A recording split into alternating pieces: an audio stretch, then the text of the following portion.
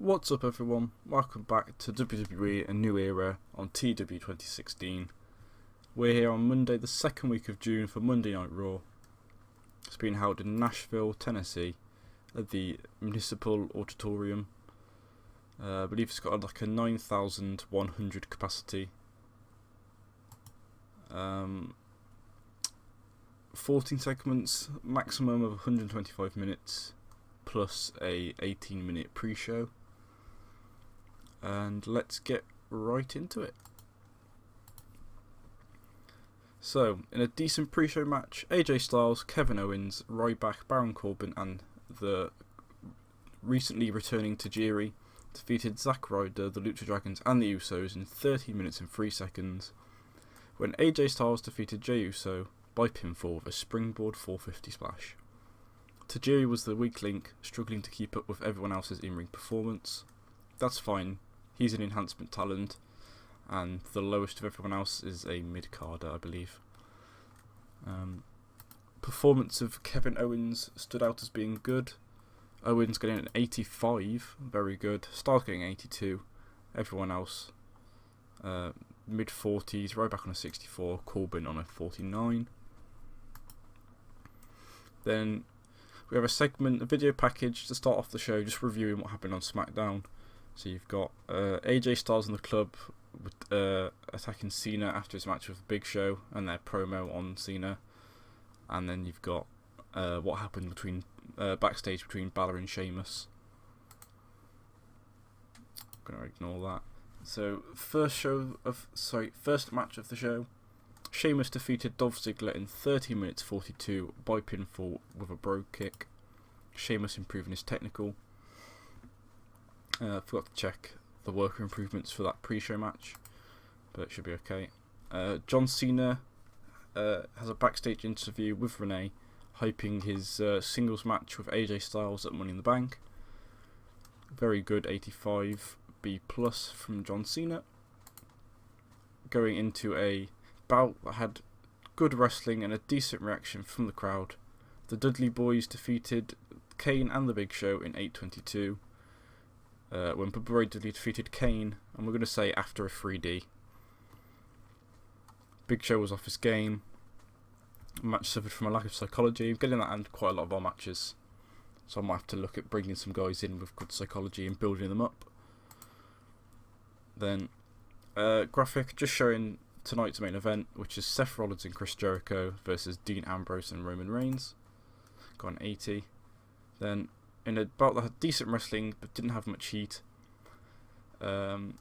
maybe a sign of things to come at Money in the Bank, we had one member of each of the 4 tag teams, Aiden English versus Carl Anderson versus Enzo Amore versus Xavier Woods. And in a bout that had decent wrestling but didn't have much heat, Aiden English defeated Carl Anderson by pinfall while using the ropes for leverage, Enzo Amore being the weak link. So far we've had Anderson and Gallows pick up a win, and we've had the Vaudevillains pick up a win. Will Enzo and Cass and the New Day pick up one? So Kofi did some good work at ringside for Xavier. Announcing and colour commentary helped quite a bit. Aiden English got a 53, Anderson a 59, Enzo a 41 and Woods a 60. Gave us a 63 overall, with Woods improving his performance. Then in a poor match, Bo Dallas defeated Titus O'Neil in 8 minutes 38 by pinfall, following interference from Heath Slater and Curtis Axel. Titus was off his game. Bo had a 42, Titus O'Neil had a 43. No worker improvements.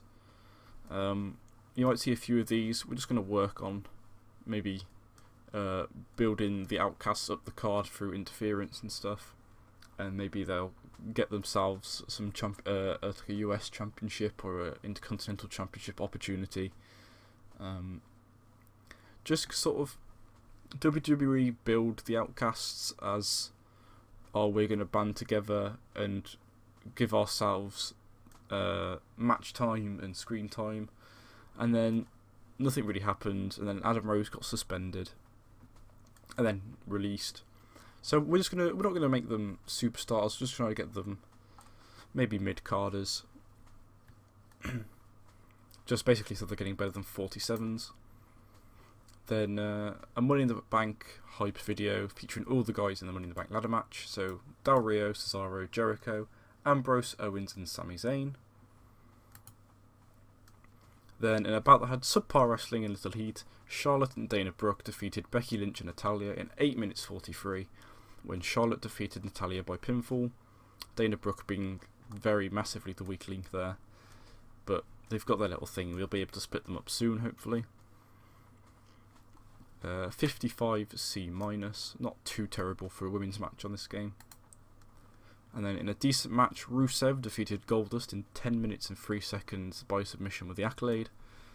Rusev had a 67, Goldust a 64. And then after the match, Swagger saved Goldust after Rusev holds on with the Accolade. This is setting up the match between Jack Swagger and Rusev at Money in the Bank. Then in a decent match, Finn Balor defeated Alberto Del Rio in 12 minutes 59 by pinfall with a brainbuster. But just before this match, I forgot to make it a segment actually. Del Rio's music hits, but instead of Del Rio coming out comes Ricardo Rodriguez to announce Del Rio's entrance. we bought Ricardo back because Del Rio's been a bit of a lack of charisma since he's rejoined the WWE, and I think a lot of that in his initial run was because of Ricardo. Just that natural charisma he had. So a 76 B- for that match. Following which, Sheamus and then Del Rio attacked Balor. 72 B-. Going into the main event. So in a superb match, which it was, Dean Ambrose and Roman Reigns defeated Chris Jericho and Seth Rollins, when Roman Reigns defeated Chris Jericho by pinfall with a spear. Chris Jericho was really off his game, but Seth Rollins got an 87, Jericho a 75, Reigns an 82 and Ambrose an 85. No worker improvements though sadly, but a nice solid 84 to finish the show, which leaves us with an 80 overall B show. A lot better than we've been getting. I think we've been getting C+ 68s. The lowest rated match there being Dallas versus Titus O'Neil, and then Charlotte versus Dana Brooke. Charlotte and Dana Brooke versus Becky Lynch and Natalya, which you expect those to be the worst matches. And there was a big drop from the other matches, the next lowest below that being Rusev and Goldust, which you kind of expect to be a bit of a squash anyway. But I'm very happy with an 80 rating for that show. But yeah, you notice we bought in Tajiri for that pre-show. So we have some mail. A lot of people from development asking to come up. Graves, two of the referees, Dillinger, Itami and Asuka. Itami and Dillinger will probably come up during the brand split, as will Corey Graves, who'll probably be a SmackDown manager. The referees probably won't. Asuka will probably stay to give the women's division in NXT some a bit of, well, they need a star, they don't have one at the moment. Goldust would like some momentum. Del Rio says that Kofi Kingston has poor ring psychology, he's probably not worth keeping around. Pubba Ray Dudley says Enzo Amore just doesn't get it. And John Cena says that Enzo Amore talks well and that he needs promo time. Which is true. Enzo isn't the best wrestler. He's very good at cutting promos. But yeah, we signed Tajiri. He's just going to he's an enhancement talent at the moment. We'll might build him up a bit. I bought him in just in case for when Itami came up. I might want to use Tajiri as sort of like almost like a bodyguard in a way. I'm not sure how that will work. Or sort of Tajiri just as his manager. I'll have to think a bit more about it. And we have coming in as well, we had for developmental, we had we've got Kota Ibushi in here. And I don't know if he's started yet. Oh, there he is. Jimmy Wang Yang has come in to help train others. So he's got very good or very decent stats all round. So I brought him in. Hopefully he'll be able to help some of the younger stars. Don't think... Oh, Adam Page has come in as well. But I don't think there's anybody else. Oh, Ricochet as well. I've signed Ricochet. I've put him in developmental simply just because I don't have anything for him yet, but I know I'm going to want to use him soon. Thinking of putting him in a storyline with Balor, maybe. And Balor is either as Balor is heel or just before he turns heel. We'll stick Ricochet in a story with him and see where that goes. Also, still waiting on Eric Young. Eric Young as obviously a developmental star. He'll be in NXT like he is in real life. And Ricky Steamboat as a road agent.